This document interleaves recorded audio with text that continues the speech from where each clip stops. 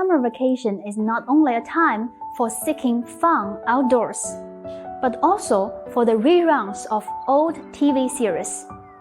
In the midst of all these shows, no one can evoke a stronger nostalgic feeling than Journey to the West, an adaptation of the masterpiece of the same title, one of the 4 great classical novels of Chinese literature.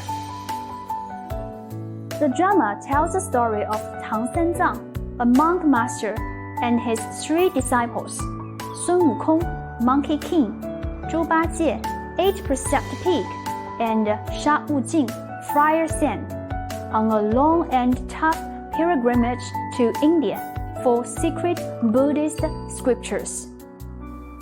Since its first release on CCTV in China in 1986, the series has been hugely popular among audiences of all ages, particularly post-80s and post-90s. As one of their favorite iconic superheroes, the legendary Monkey King enjoys an irreplaceable position in their childhood.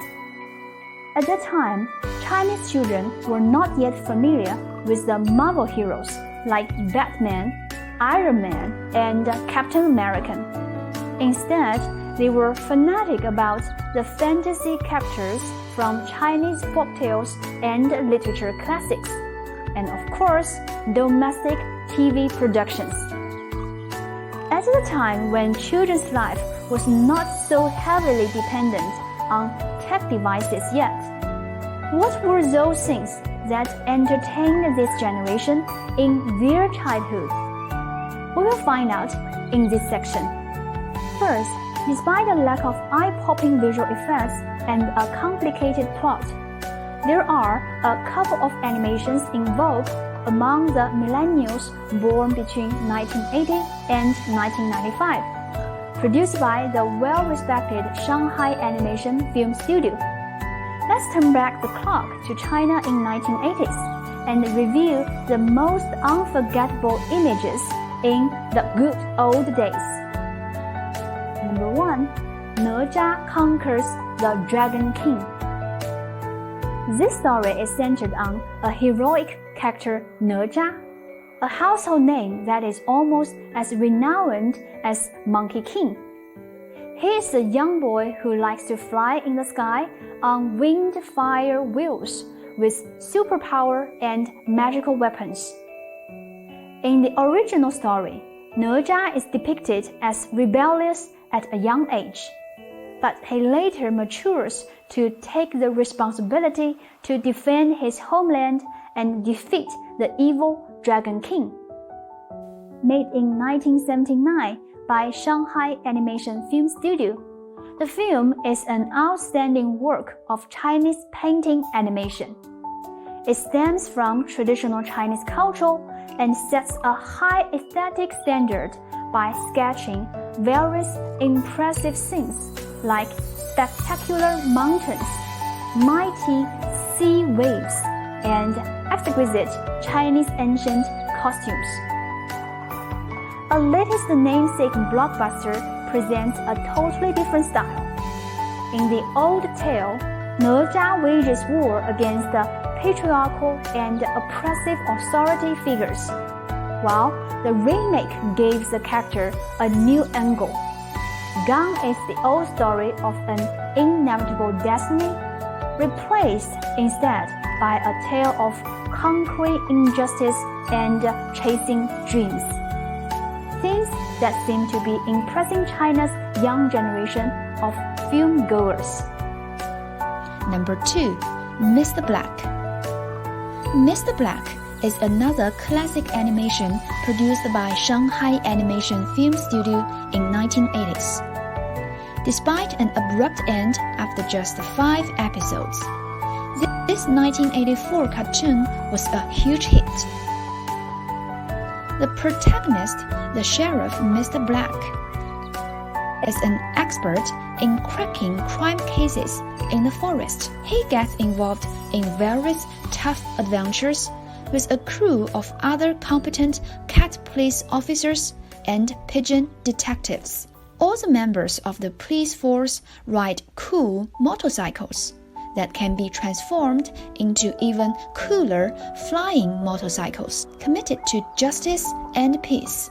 Mr. Black protects the residents of the forest and punishes many cruel and cunning criminals, such as One Ear, an evil mouse wearing a bandage on his head to cover the lost left ear during a police raid.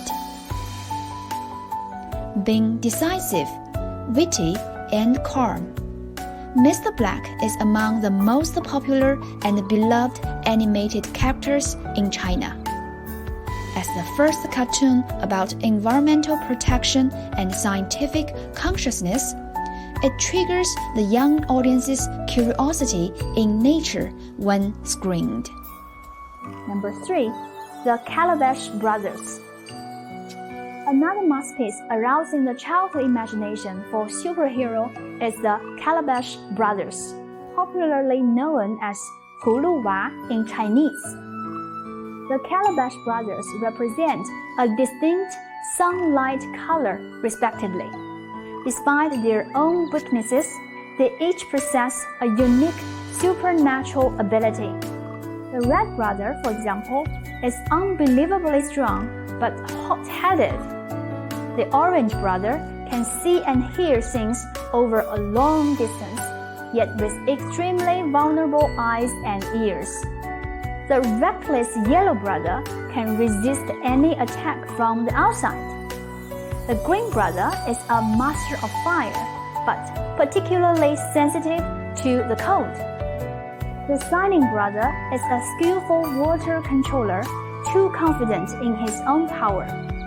The Blue Brother is capable of being invisible, but often gets sidetracked on his tasks to have fun. The Purple Brother lacks any superpowers of his own, but owns a magical gourd to draw everything he wants. However, as the youngest, he is credulous. Eventually, through combined efforts, the 7 Calabash Brothers defeat the demons, particularly a scorpion and a snake spirit, and save the world. Today, we are able to see many successful animated imports from foreign countries. But the memory of the old cartoon images still lingers on the millennial generation. For the post-1980s, they have 2 things in common in their childhood: cartoons and games. So, in our nostalgia for the past, it is also worth remembering some of the old childhood games during recess or after school.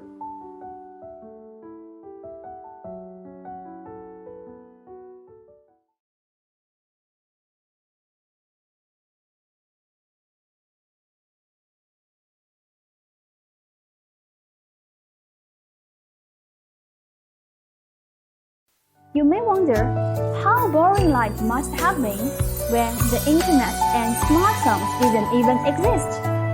But to your surprise, the opposite is true. In fact, 80s and 90s kids have assorted games to play and never seem to get tired of them. Now, come down memory lane with some of children's favorite games back in the days. Rubber band rope jumping. As one of the millennials myself, one traditional game I played most in primary school is rubber band jumping. The game is popular with girls. Boys never play with us. We make time during class breaks or after school. A small open area is all we need. It is easy to set up. A bunch of rubber bands linked tightly together to form a longer and stronger rope. 3 girls will just do fine. 2 standing opposite each other and extending the rubber band rope with their legs, and the rest one jumping. If the jumper succeeds in all the set steps on a certain level, including moves like rolling, shredding, treading, hopping, kicking, or pulling up. She moves on to the next level. Otherwise, she switches with one rope holder. As the game continues, the level of jumping gets higher and higher. Starting from the ankle height, it is then raised to the calf, the knee, the waist, and even the shoulder and the neck for master ends. Of course, the higher, the more challenging. If time permits, we can play on and on for hours. The game keeps us active and fit and helps develop our body coordination. Above all, I enjoy the time hanging out with childhood friends. The swinging ponytails and carefree laughter around. See the bloom of youth. Marbles. Different from rubber band rope jumping, marbles is a well-known boys' game where marbles, small, colorful, and transparent glass balls, are the boys' weapons and assets. At the time, it is generally considered a sign of power to have an overwhelming number of marbles. Boys either buy them, which is not often the case considering the general household living standard back then, or win as many marbles as possible from the game. That's why they have to practice their shooting skills with the marbles. Only when they shoot right on target could they collect others' marbles. Although the rule is quite simple, boys take turns to shoot and collect others' marbles or lose their own. The fun is limitless. The winners cheerfully hold on their trophies, glistening in sunshine, as if they were the most valuable treasures in the world. How well content. Hopscotch. Hopscotch is another popular backyard game in the 1980s. Children draw squares or shapes in different combinations on the ground and then hop from one to another. If you've never heard of this game, here is to brush up on the basic rules of this classic game, along with some more challenging variations. This is a common airplane-shaped pattern marked on the ground. You first throw a stone into square number 1, and then hop in and out of all squares on one leg or two alternately, following the number, until you come back to the stone and pick it up. This time, you throw it into square number 2 and run it all over again.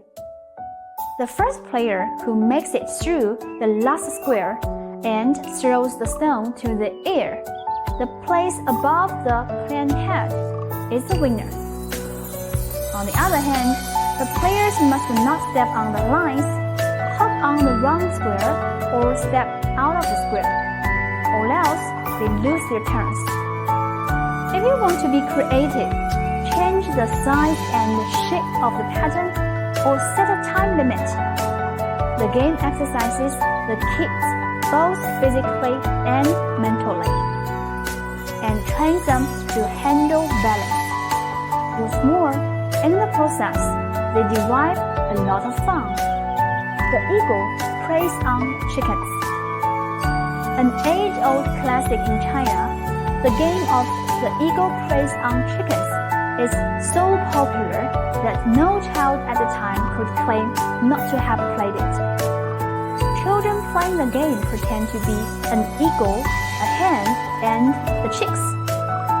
The eagle is supposed to catch the chicks, and the hen protect them. They can decide who is who through rock, paper, scissors. When the game begins, all chicks dodge behind the hen, one by one in a row. The hen stretches arms to fend off the threat from the eagle, and the eagle tries every angle to get around the hen and catch one of the chicks, usually the last one. The eagle wins the game by catching a chick. Then the caught one becomes the new eagle in the next round, until everyone gets exhausted. Boys and girls sweat like a pig when they run like hell in the game, tinting every corner gold and silver with their laughing and giggling. Memories may blur and fade with the passing time, but the sweet feelings and infinite happiness of the age of innocence stay and mellow, from the delights of hopscotch to the thrill of winning marbles. Here come a few more pics. See if they are reminiscent of any sugar time.